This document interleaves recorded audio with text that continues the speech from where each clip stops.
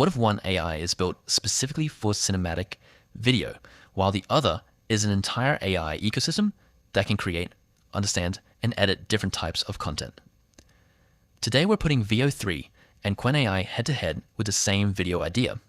We'll compare video quality, realism, motion, audio, prompting, creative control, and free access, and find out which one is actually better. First, Veo 3 is Google's dedicated video generation model designed for filmmakers and storytellers.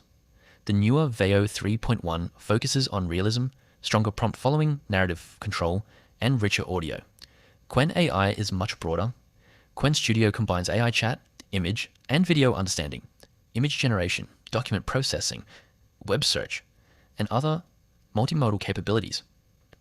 Let's give both the same prompt.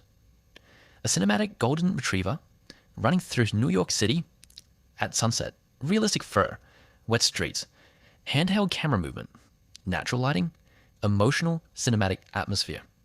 Veo's biggest advantage, its cinematic realism, is designed specifically to generate video, so details like motion, lighting in textures, and audio can feel extremely polished.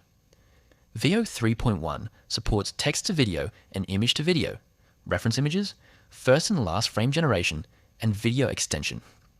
Depending on the model, clips can be generated at 4, 6, or 8 seconds, with outputs up to 4K through supported endpoints. Qwen takes a different approach.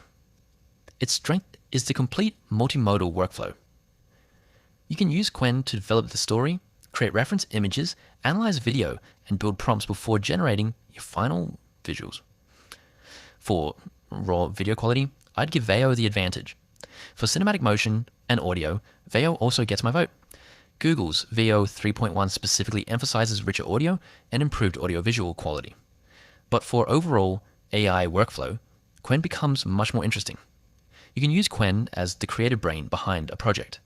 Develop the script, analyze references, create images, understand videos, and organize the production process.